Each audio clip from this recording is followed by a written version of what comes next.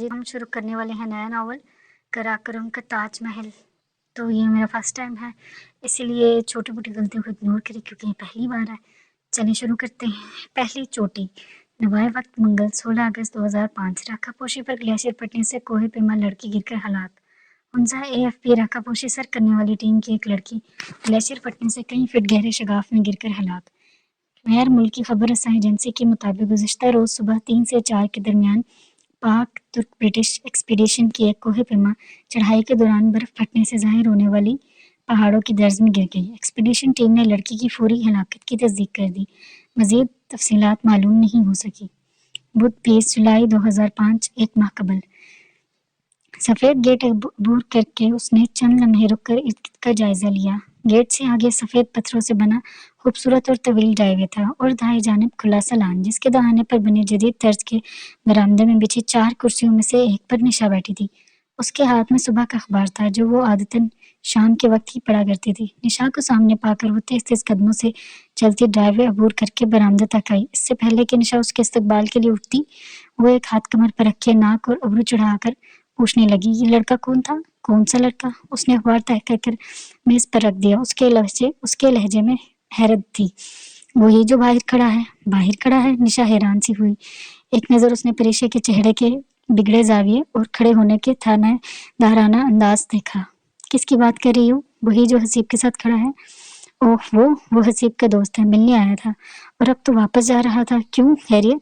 खैरियत? मुझे देखकर उस बदतमीज लड़के ने सीटी बजाई। शर्म तो आती नहीं है आजकल के लड़कों को। आने दो हसीब को, अभी पूछती हूँ उससे किस किस्म के वाहियात लोगों से दोस्ती है।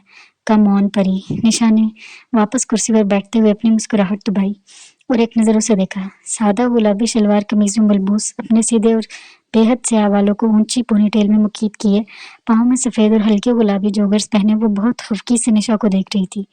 भाई सीटी बजती तो क्या हुआ, बच्चा है।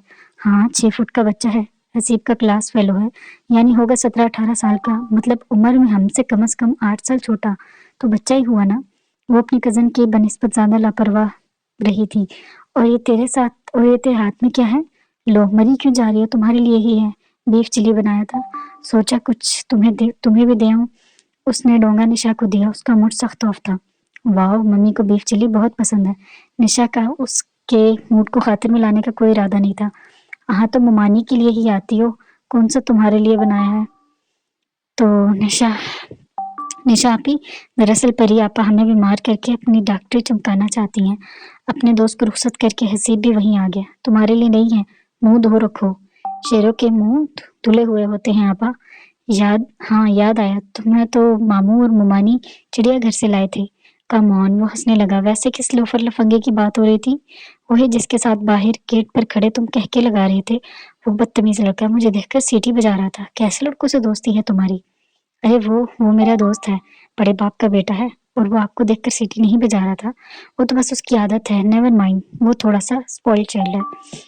अपने दोस्त का दिफा करने के साथ साथ हसीब झुककर मेज पर रखे डोंगे से बीफ की चटपटे फिंगर लिट्स उठा कर खा रहा था।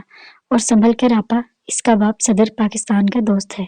जवाब में परी बड़बड़ा कर रह गई, फिर जाने के लिए उठ खड़ी हुई। किधर जा रही हो? मम्मी को सलाम तो कर लो।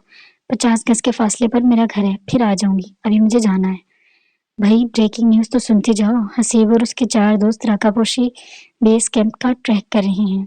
तो करते रहें। अपने तय निशाने चौंका देने वाली खबर सुनाई थी, मगर उसने लापरवाही से कंधे उचका दिए। परी आपा ये जाहिर करने की कोशिश कर रही हैं कि ये जेलस नहीं हो रही। हसीब उसका अंदाज देखकर शरारत से मुस्कुराया। मैं हो भी नहीं रही, वो खट से कहकर गेट की तरफ तेज कदमों से बढ़ी। सुनो तो, तुम्हारे कपड़े आए पड़े हैं दर्जी से, वो तो लेती जाओ। निशा भागती हुई उसके पीछे आई। तुम रात को दे जाना, अभी मैं जल्दी में हूँ। वो गेट के हैंडल पर हाथ रखे एक लम्हे को मुड़ी थी। क्यों, क्या जल्दी है? वो गेट पर रखा उसका हाथ एकदम ढीला पड़ गया। कदर हिचकिचाई। वो अभी पप्पो और निदा आपा आई हुई हैं। अब की बार निशा का मूड सख्त ऑफ हुआ था। क्या मतलब? उनको अपने घर में चैन नहीं है? हर दूसरी शाम तो वो तुम्हारी तरफ होती हैं, और वो निदा आपा के शैतान बच्चे। इतना शैतान भी कोई होगा? जाओ जल्दी घर जाओ। वो दर्जन भर चीजें तो तोड़ चुके होंगे। थोड़ी देर पहले के तासुरात परीक्षे के चेहरे से गायब हो चुके थे। वो बेबसी से लब चबा कर रह गई। वैसे रात का खाना भी यकीनन वो तुम्हारी तरफ ही खाएंगे ना। सैफ भाई भी रात को आएंगे ना, और यकीनन खाना खा कर ही जाएंगे ना। हद होती है रोज रोज किसी के घर खाने की। लेकिन पुप्पो, और माजरत के साथ, सैफ भाई की वही मिसाल है ना कि नीयत सैर ना हो तो। चलो कुछ नहीं होता यार, पापा की इकलौती बहन है, उनके आने से पापा खुश हो जाते हैं। मुझे तुम्हारी समझ नहीं आती डॉक्टर परीशा जहांजेब। तुम इतनी कमजोर और जज्बाती किस्म की दलीलें क्यों देती हो? इतनी अच्छी तरह जानती हो सैफ भाई को, फिर भी तुमने उनसे मंगनी से इनकार क्यों नहीं किया? सैफ से मंगनी के इन 3 सालों में निशा ने कोई 30,000 बार ये बात कही थी। ये पापा की ख्वाहिश थी निशा। अब इस बात को बार बार दोहराने से क्या हासिल, और फिर मैं इनकार किसके लिए करती? जवाबन निशा खामोश रही तो वो गेट खोलकर बाहर निकल आई। उसके लिए कर देती। पीछे से बहुत आहिस्ता से निशा ने कहा। उसके कदम एक लम्हे को जंजीर हुए। तुम्हें वो कमाना बात अभी तक याद है? वो उदासी से मुस्कुराई और सर झटकते हुए अपने बंगले के गेट की जाने बढ़ गई। वो लॉन्च में दाखिल हुए तो पप्पू और निदा आपा एक ही सोफे पर बैठे सर जोड़े सरगोशी करने के अंदाज में कोई बात कर रहे थे।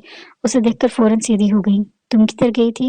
निदा आपा और पप्पू ने उसे जाते हुए नहीं देखा था, क्योंकि वो किचन के पिछले दरवाजे से बाहर गई थी। वो निशा की तरफ गई थी, उसके कुछ बर्तन रखे हुए थे। उसने ये बताने से गुरेज किया कि बर्तनों में बीफ चिली था। सुनो परी, ये ज्यादा मेल जोल ना रखा करो इन लोगों से। बुरा मत मानना, मगर तुम्हारे मामू की लड़की बहुत चलत्तर है। माँ भी ऐसी ही है इसकी। देखने से इनसे मासूम कोई नहीं लगता, जबकि अंदर से पूरी हैं। और वो निशा तो जब भी बात हो सीधे मुंह बात ही नहीं करती। निशा और मुमानी के मुतालिक तो ऐसी गुफ्तगू वो कभी नहीं सुनती, अगर वो उसके ससुराल वाले नहीं होते। जी मैं जरा चाय ले आऊं, वो आहिस्तगी से कहकर किचन में चली गई। वही मुलाजिम ट्रॉली सेट कर रहा था। वो ट्रॉली को देखती रही। उसके जहन में ख्यालात का हजूम था। वो जानती थी कि पप्पू निशा और मुमानी के मुतालिक ऐसी गुफ्तगू क्यों करती हैं। उन्हें डर था कि कहीं मामूर मुमानी जहांजेब साहिब पर दबाव डालकर सैफ और परीशा की मंगनी खत्म ही न करवा दे। उसके ख्याल में ये नामुमकिन था, क्योंकि अव्वल तो मामू और मुमानी उसके मामले में दखल नहीं देते थे, और अगर देते भी तो सिर्फ उसके कहने पर। उसकी मर्जी के खिलाफ वो जहांजेब साहब से कोई बात नहीं करते थे। और अगर इस मामले में बोलने का हक अगर उसने मामू और मुमानी को देना होता तो 3 बरस पहले ही दे चुकी होती। पप्पू को निशा से दूसरा खौफ ये था कि कहीं पर निशा परी को उनके खिलाफ भड़का न दे, क्योंकि निशा और मुमानी खासी साफ को वाक़ हुई थी, बकौल पप्पू के मुंहफट, बदलिहाज और बदतमीज। हालांकि परी का ख्याल था कि जितनी स्वीट और केयरिंग मुमानी है, और जिस तरह उसकी माँ की वफात के बाद उन्होंने उसका ख्याल रखा था, कोई सगी खाला भी नहीं रख सकती थी। बाजी ये ले जाएं। वहीद की शर्मीली आवाज उसको ख्यालात के भनोवर से ने बाहर निकाल लाई। उसने कदर चौंक कर उसको देखा और सर झटकते हुए ट्रॉली थाम ली। ए है परी बेटा, ये क्या लड़कों की तरह जोगर्स पहने फिरती हो? कोई सैंडल या हील वाली जूती पहना करो। चाय के साथ देगर लवाजमात भरते हुए पप्पू ने हर दफा की तरह उसकी जोगर पर एतराज किया। और क्या वो पर्पल वाली सैंडल ही पहन लेती जो तुम्हें सहब भाई ने लेकर दी थी? निदा अपा ने अपने बच्चों को केक खिलाते हुए बोली। अब वो ने क्या बताती कि सैफ की पसंद उससे बहुत मुख्तलिफ थी। वो शौक कलर और ज़ाहिरी चमक धमक को देखता था, जबकि वो सॉफ्ट कलर और क्वालिटी को तरजीह देती थी। जी बेहतर। वो सर झुकाते हुए अंदर उनके सामने बैठ गई। उसे इल्म था कि वो दोनों जब तक बैठी रहेंगी उनके एतराज़ात खत्म नहीं होंगे। 8 बजे तक नजीब जब जहांजेब था, शायद जहांजेब साहब भी आ गए। वो हमेशा की तरह उन लोगों को देखकर बहुत खुश हुए। रोशान और सनी को खूब प्यार किया। उनकी जिंदगी में सारी रौनक उन्हीं लोगों से थी। उनके सामने उनकी टोन बदल जाया करती थी। परी वहीद से कहकर अच्छा सा खाना बनवाना, कढ़ाई बिरयानी कुछ और भी ऐड कर लेना। उन्होंने आस्था से परीशा को हिदायत दी। उसका दिल चाहा कह दे कि पापा ये लोग रोज तो यहाँ रोज खाना खाते हैं, फिर हर रोज का इतना एहतमाम क्यों? मगर वो जानती थी पापा उन लोगों को कितना अजीज रखते हैं। सो वो उन्हें बातें करता छोड़कर खुद किचन में आ गई। पप्पू की फैमिली हर दूसरी शाम यहीं होती थी, और उसे कभी इतनी कोफ्त नहीं होती थी जितनी आज उसे हो रही थी। शायद इसलिए कि आज निशा ने इतने बरसों बाद एक भूली बसरी बात याद दिलाई थी। पुरानी यादें, टूटे ख्वाब, बिखरे सपने हर इंसान को थका देते हैं। उस पर भी अजीब सी थकन और बेजारी सवार हो रही थी। मामा मैं ये खा लूं? 9 साला रोशान ने फ्रिज खोलकर उसमें से पेंट पिटर पीनट बटर का जार निकालकर दूर से माँ को आवाज दी। हाँ बेटा खा लो, तुम्हारे नाना का घर है, निदा आपा ने लापरवाही से कहा। और जिसने मलाइशियन चिकन बनाने के लिए इतना बड़ा जार मंगवाया था बेबसी से मुठियां भेज कर रह गई। सनी पूरे घर में दौड़ रहा था। उसे कोफ्त हो रही थी, मगर वो खामोश रही। फिर चंद लम्हे बाद اور جب وہ چاولوں کو دم دے رہی تھی اسے بلی کی وحشیانہ میاؤں میاؤں کی آواز ہے۔ یا اللہ! اس نے گھبرا کر کف گیر میز پر رکھا اور بھاگتی ہوئی کچن سے باہر نکلی۔ باہر زمین میں پر اس کی پالتو بلی کو روشان نے پکڑ رکھا تھا اور سنی اس کی دم کو ماچس کی تیلی سے آگ لگا رہا تھا۔ بلی تڑپتی ہوئی چیخ رہی تھی، ہٹو تم دونوں! اس نے زور سے سنی کی ماچس والے ہاتھ پر تھپڑ مارا، بلی کو روشان سے کھینچا اور ماچس کی ڈبی اٹھا کر اپنے قبضے میں کر لی۔ یہ کیا کر رہے تھے تم لوگ؟ آپ کو کیا مسئلہ ہے جو بھی کر رہے تھے؟ ہماری مرضی، ہمارے نانا کا گھر ہے، آپ کون ہوتی ہے پوچھنے والی؟ سنی کو تھپڑ لگا تھا جس کا جواب اس نے بے حد بدتمیزی سے دیا۔ پورے دن کی کوفت بیزاری، نشا کی آخری بات، پپو اور ندا آپا کے طنز اور تانے، ان دونوں کی بدتمیزیاں، اس نے سب کچھ برداشت کر لیا تھا، مگر سنی کی بدتمیزی پر اس کی برداشت جواب دے گئی تھی۔ اس نے رکھ کر 2 تھپڑ سنی اور 2 شان کو لگائے۔ دفع ہو جاؤ ادھر سے تم دونوں! درد سے چلاتی ہوئی بلی کو اپنی آغوش میں سلاتے ہوئے اس نے غصے سے کہا اور واپس کچن میں آ گئی۔ دونوں حلق پھاڑ کر روتے ہوئے ندا آپا کے پاس چلے گئے۔ عین اس وقت سیف بھی آ گیا۔ وہ آفس سے سیدھا ادھر ہی آیا تھا، اس کا کوٹ اس کے ہاتھ میں تھا۔ گھر اسی لیے نہیں گیا کیونکہ اسے علم تھا کہ گھر میں کھانا نہیں بنا ہوگا۔ کیا ہوا ہے؟ کس نے مارا ہے؟ ندا آپا نے ان دونوں کو روتے دیکھ کر آسمان سر پر اٹھا لیے۔ وہ تمام ڈرامے کی آوازیں کچن میں بخوبی سنی جا سکتی تھی۔ اس کی کوفت میں اضافہ ہوا۔ پری آپا نے مارا ہے، بال بھی کھینچے ہیں اور منہ پر تھپڑ بھی مارا ہے، روشان چلاتے ہوئے بتا رہا تھا۔ وہ تیزی سے کچن سے نکلی، بلی اس کی آغوش سے چھلانگ لگا کر کودی اور بھاگتی ہوئی کچن سے باہر چلی گئی۔ وہ انسانوں سے بہت ڈرتی تھی۔ ہائے اللہ پری، تم نے میرے معصوم بچوں کو کیوں پیٹ ڈالا؟ ماموں، میں نے کبھی انہیں زور سے جھڑکا تک نہیں ہے۔ ندا آپا اس کو دیکھتے ہی اونچی آواز میں رونے لگی۔ ہائے میرے معصوم بچے! یہ دونوں اس بلی کو آگ لگا رہے تھے۔ میں نے روکا تو سنی نے مجھ سے بدتمیزی کی، میں نے صرف تھپڑ مارا تھا، بال نہیں نوچے تھے۔ کسی مجرم کی طرح کھڑی وہ صفائیاں دے رہی تھی۔ لو، اتنے چھوٹے بچے بلی کو آگ لگا سکتے ہیں؟ انہیں تو ماچس چلانا بھی نہیں آتی۔ پھپھو چمک کر بولی۔ چہک ہونا چاہیے تھا یہاں پہ۔ میں جھوٹ نہیں بول رہی پھپھو، یہ دونوں اس بلی کو اذیت دے رہے تھے۔ تمہیں اپنے بھانجوں سے زیادہ کسی جانور سے پیار ہے؟ یہ بچے ہیں، کچھ کر بھی دیا تو آرام سے بھی ٹوکا جا سکتا تھا۔ پری اب کے سیف بولا تھا۔ سیف اس کی حمایت تو کیا کرتا، اس نے اس کا یقین تک نہیں کیا۔ اس نے روشان اور سنی کے بال نہیں نوچے تھے۔ اچھا پری، اب سوری کر لو ان دونوں سے، یہ پاپا تھے۔ اس نے بے حد شاکی نظروں سے انہیں دیکھا۔ اس کی بات کا کسی کو یقین نہیں تھا۔ پاپا میں بڑی ہوں، میں نے کچھ کہہ بھی دیا تو آپ اس طرح کیوں ریئیکٹ کر رہی ہیں؟ پری تم ندا آپا اور بچوں سے سوری کرو۔ دیکھو آپا ابھی تک تو رہی ہیں۔ سیف نے بہت سنجیدگی اور خفگی سے اسے مخاطب کیا۔ اس کا دل چاہا کہ وہ زمین پر بیٹھ کر رونا شروع کر دے، مگر اسے ضبط کرنا تھا، خود کو کمزور ثابت نہیں کرنا تھا۔ میری کوئی غلطی نہیں تھی، پھر بھی ندا آپا سوری۔ ندا آپا نے منہ پھیر لیا۔ یہ اس بات کا اشارہ تھا کہ وہ ابھی تک خفا ہے۔ میں کھانا لگواتی ہوں، وہ یہ کہہ کر وہاں سے چلی گئی۔ وہی کھانا لگانے کا کہہ کر وہ خود کچن میں بیٹھی رہی جب تک وہ لوگ چلے نہیں گئے۔ وہ باہر نکلی، اسے اپنی بے عزتی پر شکوہ ان لوگوں سے نہیں تھا۔ پتہ نہیں پھپھو نے پاپا کو کیا گھول کر پلا دیا تھا، وہ کبھی بھی ان کے خلاف سوچ بھی نہیں سکتے تھے۔ کیا میں اپنی پوری زندگی ان لوگوں کے درمیان میں گزار سکتی ہوں؟ اف، یہ کتنا کٹھن ہوگا۔ یہ تکلف، وہ خیال اس کے ذہن میں چکرا کر رہ گیا تھا۔ کدھر گم ہو تم؟ نشا نے کچن کے دروازے میں سے سر نکال کر جھانکا تو وہ چونکی، پھر زبردستی مسکرائی۔ میں تو یہی ہوں، تم کہو میرے کپڑے لے آئی ہو؟ ہاں، تمہارے کمرے میں رکھ دی ہیں۔ مہمان چلے گئے تمہارے؟ اس نے ادھر ادھر دیکھا۔ پریشا کھڑی ہو گئی۔ ہاں چلے گئے، آؤ باہر بیٹھتے ہیں۔ نشا کو دیکھ کر اس کا ڈپریشن قدرے کم ہوا تھا۔ وہ دونوں ان کپڑوں کے متعلق باتیں کرتی لاؤنج میں آئیں تو جہاں زیب صاحب بیٹھے ہوئے تھے، جہاں زیب صاحب کو وہیں بیٹھے پایا۔ انکل، امی کہہ رہی تھی کہ سیف بھائی کی امی شادی کی ڈیٹ فکس کرنے آنے والی ہیں، کب تک آئیں گی؟ نشا کی ان سے بہت بے تکلفی تھی اور وہ تھی بھی بہت بولڈ، ہر بات بلا جھجک پوچھ لیا کرتی تھی۔ اسے معلوم تھا کہ آج پھپھو اسی لیے آئی تھی، پھر بھی اس نے پوچھا۔ پریشا کی لبوں پر مسکراہٹ بکھر گئی۔ بیٹا، ڈیٹ تو تقریباً فکس ہو گئی ہے، عید نومبر کے پہلے ہفتے میں آ رہی ہے، تو ہم سوچ رہے ہیں کہ عید کے تیسرے دن مہندی رکھ لیں۔ وہ خوش دلی سے بتا رہے تھے۔ اس کو اپنی گردن کے گرد پھندا تنگ ہوتا محسوس ہو رہا تھا۔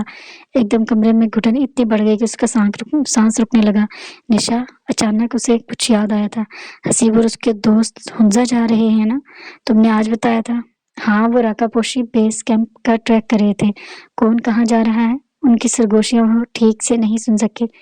पापा वो निशा के एक कज़न की अपनी टूर कंपनी है बरी में। निशा ने उनसे नॉर्दर्न एरिया के टूर्स का पता किया था। वो कह रहे थे कि जल्द उनके कोई टूर जाएगा नॉर्दर्न एरियाज।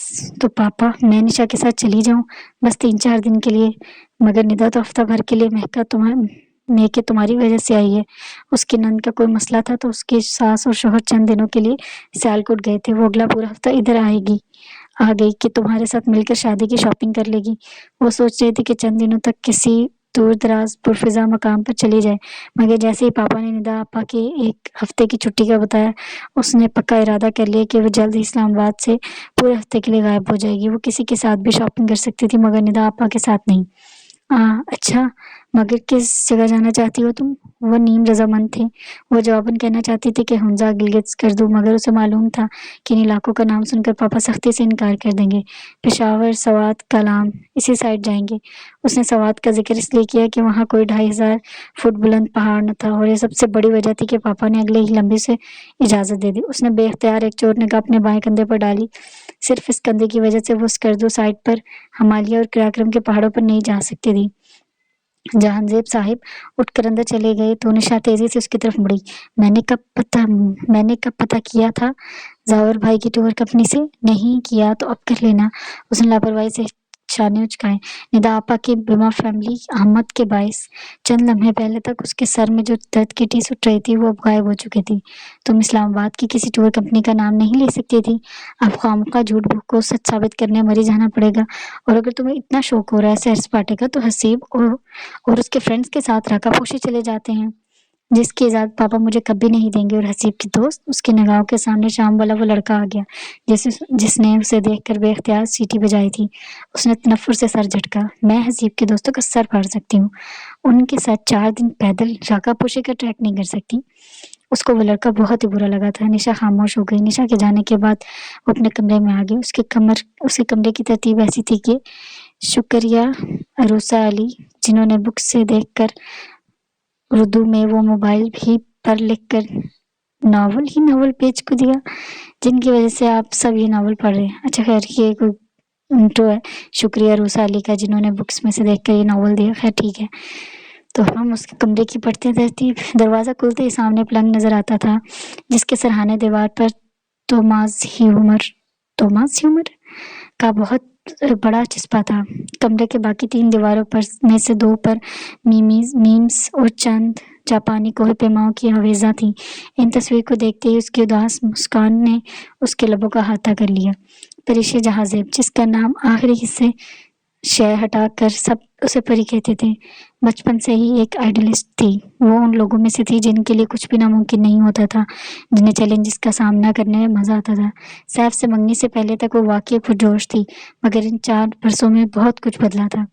उसको बचपन से पहाड़ सर करने का बहुत शौक था। वो अपने मम्मा पापा की इकलौती औलाद होने के बायस खासी लाडली थी। उनके लाड प्यार ने उसको बिगाड़ा नहीं, बल्कि बहुत मजबूत, बहादुर और बाएतमाद बना दिया था।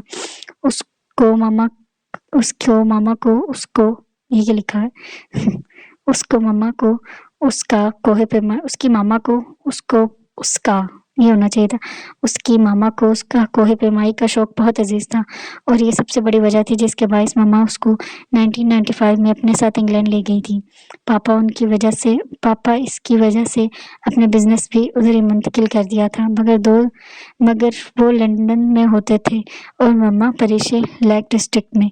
वो 4 बरस लेक डिस्ट्रिक्ट में रही।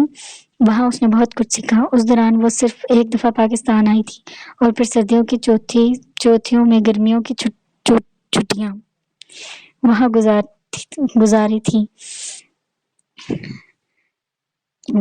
गुजरती थी।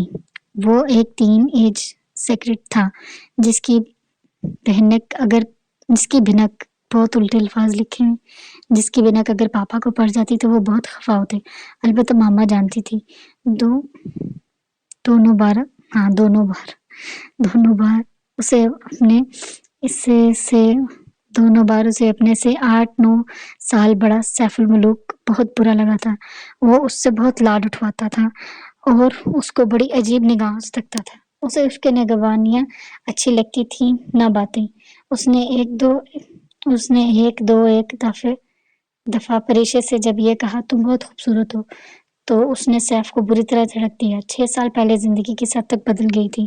جب مما کی وفات ہو گئی، پپو بے حد اصرار پر اسے اسلام آباد لے آئے، تب پہلی دفعہ اسے احساس ہوا تھا کہ ماں اس کی کس مضبوط ڈھال تھی، کیسی مضبوط ڈھال تھی جس کے نہ ہونے سے پاپا اور لوگوں نے قبضہ کر لیا تھا۔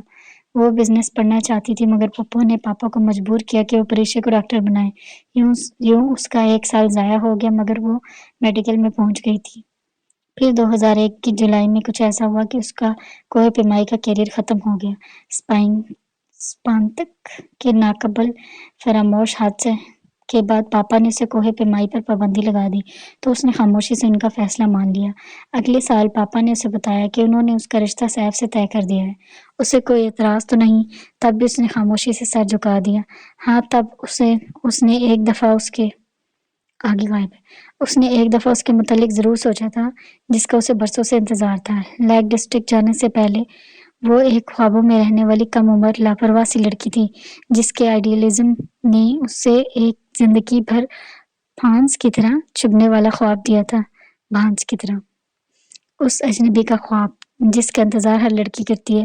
اس نے برسوں پہلے نشا کو بتایا تھا، تمہیں یاد ہے ہم فیری ٹیلز میں پرستان کی ایک پری کا قصہ پڑھا کرتے تھے جس کو ظالم دیو نے قید کر رکھا تھا اور پھر اس کی رہائی کے لیے ایک شہزادہ آتا ہے، سفید گھوڑے پر سوار، بھورے بالوں اور شہد آنکھوں والا گھوڑ سوار۔ وہ دیس کی خاک چھانتا پرستان کی خوبصورت وادیوں کے قصے سن کر اس کی طرف آ نکلا تھا۔ پری کی قید کا سنا تو وہ بہادر شہزادہ اسے ظالم دیو کی قید سے چھڑا کر خوبصورت وادیوں، چشموں اور پہاڑوں میں اپنے ہمراہ لے گیا اور پھر دونوں ہنسی خوشی رہنے لگے۔ اس نے ایک گہری سانس بھر کر نشا کو دیکھا، کاش میرے لیے بھی ایک ایسا ہی شہزادہ آئے، شہزادوں کی سی آن بان رکھنے والا، بہادر، مضبوط، جو ظاہریت کے پجاریوں جیسا نہ ہو۔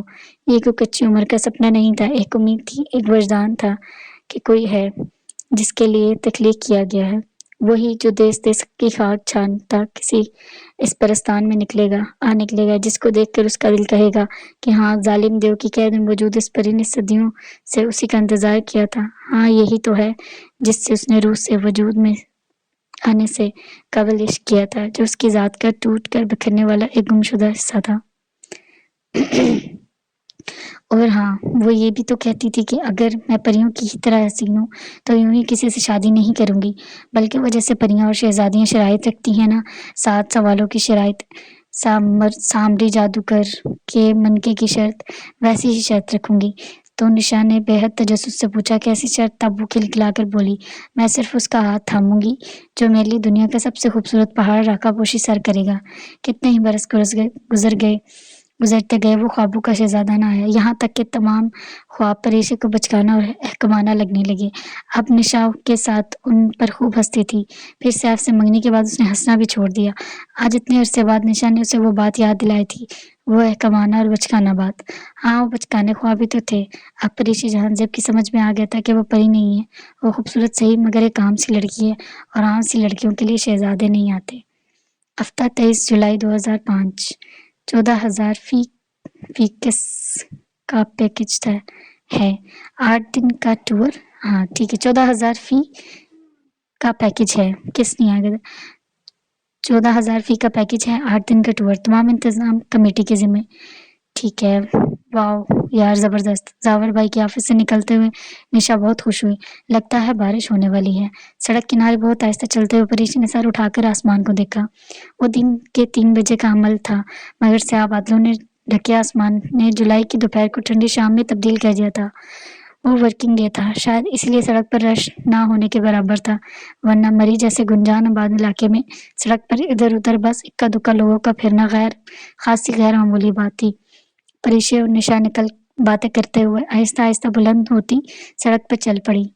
وہ جس جگہ پر تھی وہاں نشیب تھا، سڑک ان کے سامنے اوپر بلند ہوتی ہوئی اس حد تک چلی جاتی تھی کہ دوسری سمت سے آنے والے کا پہلے سر اور پھر آہستہ آہستہ دھڑ نمایاں ہوتا تھا۔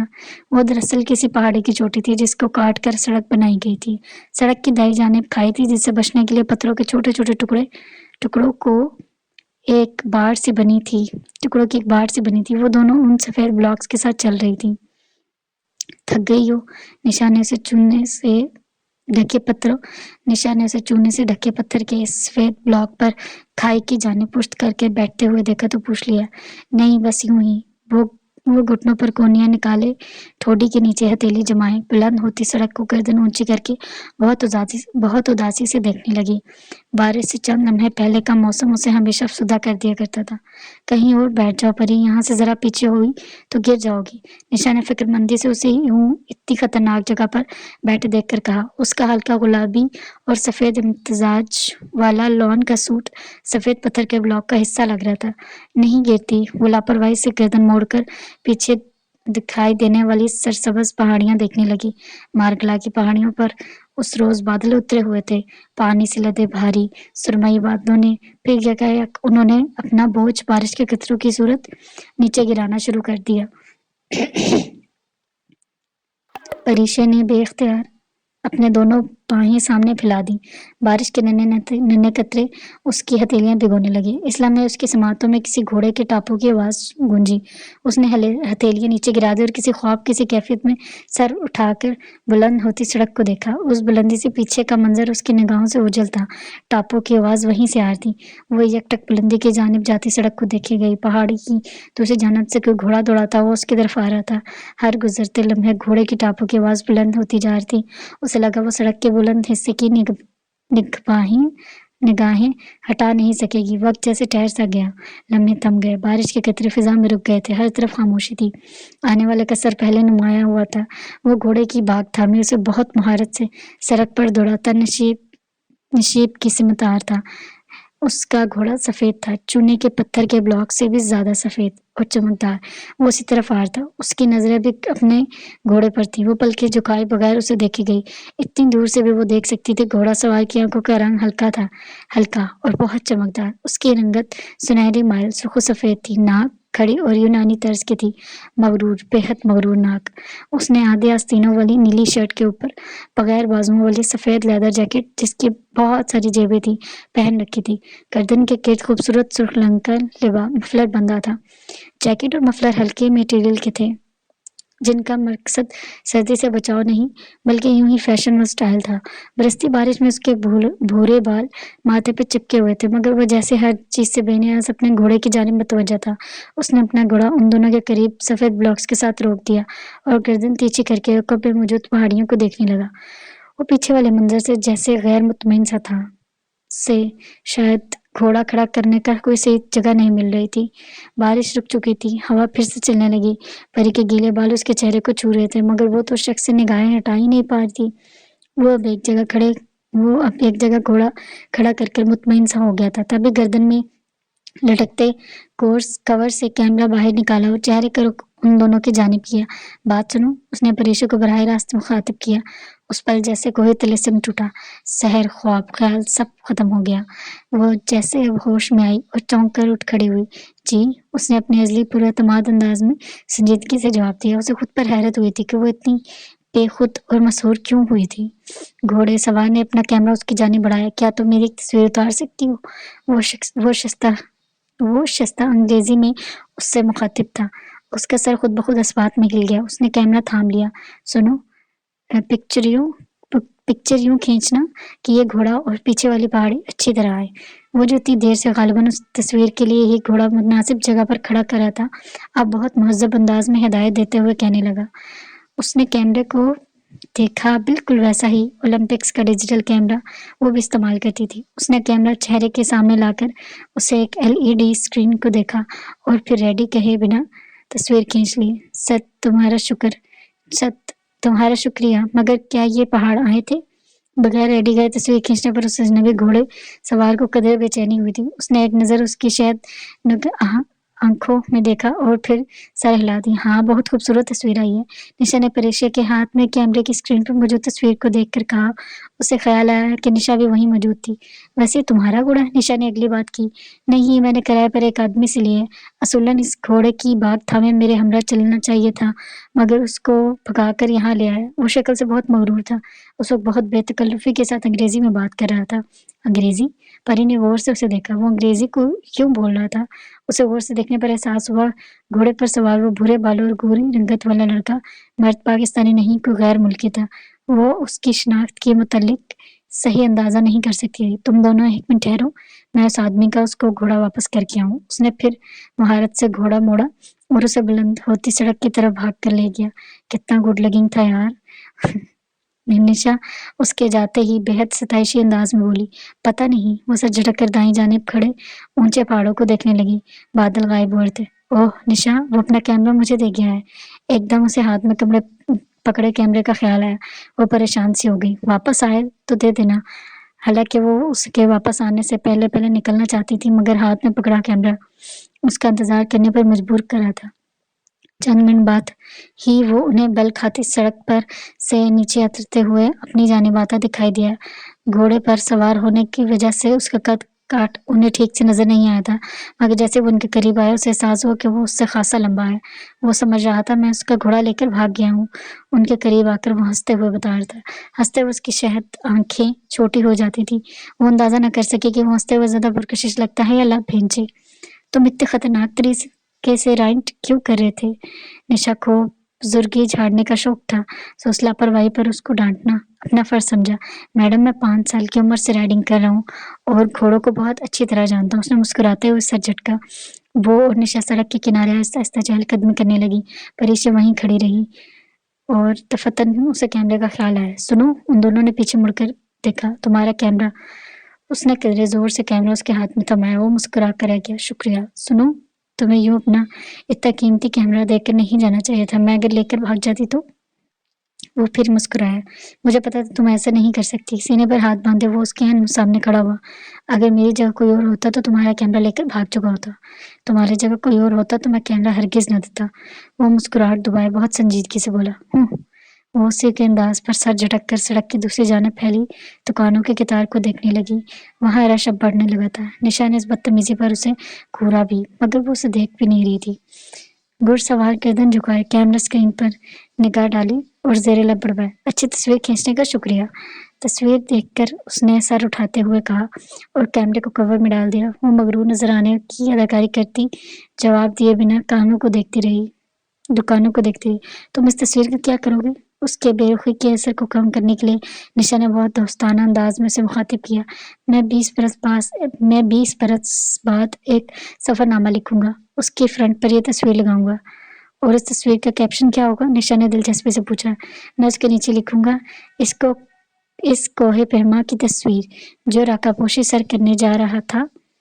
वो फख्र से बता रहा था। परीक्षा ने तेजी से गर्दन घुमाकर उसे देखा। उसे झटका सा लगा। तुम राकापोशी सर करने जा रहे हो? बेख्तियार पूछ लेने के बाद उसे याद आया कि उसको तो खुद को लाताल्लुक जाहिर करना था। उसे पछतावा सा हुआ।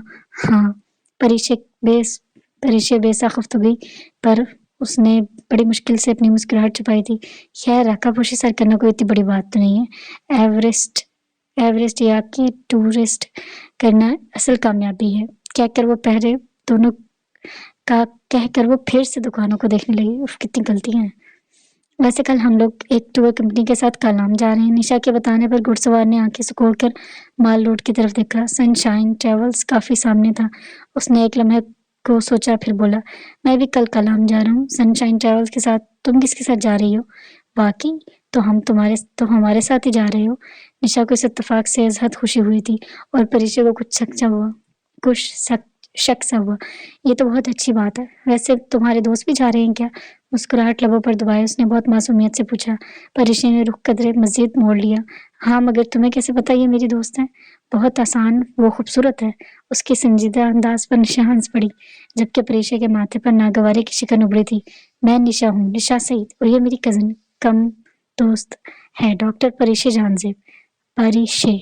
उसने अपने यूरोपीय लबो लहजे में उसका नाम दोहराया। पारिशे नहीं, परिशे। मेरे नाम के पीछे क्यों पड़ गई हो निशा? खुद को यूं मौजू गुफ्तगू बनने देखकर वो तनक कर उर्दू में बोली। ये मैनर्स के खिलाफ है। तुम दोनों को मेरी मौजूदगी में अपनी जुबान में बात नहीं करनी चाहिए। वो मुसलसल परिशे खुद को कह रहा था। एक तो कमबख्त भला का हैंडसम था, ऊपर से इतने खूबसूरत अंदाज में आंखें सुकेड़ देखता था। वो खौफनाक कंफ्यूज होने लगी। मतलब क्या हुआ तुम्हारी कजन के नाम का? परी चेहरा लड़की। یہ ایران مطلب کیا ہوا تمہاری کزن کے نام کا؟ پری چہرہ لڑکی، یہ ایران کے ایک شہزادے کا نام تھا، اس لیے تو میں اس کو پری کہتی ہوں۔ تمہاری کزن پر سوٹ بھی کرتا ہے۔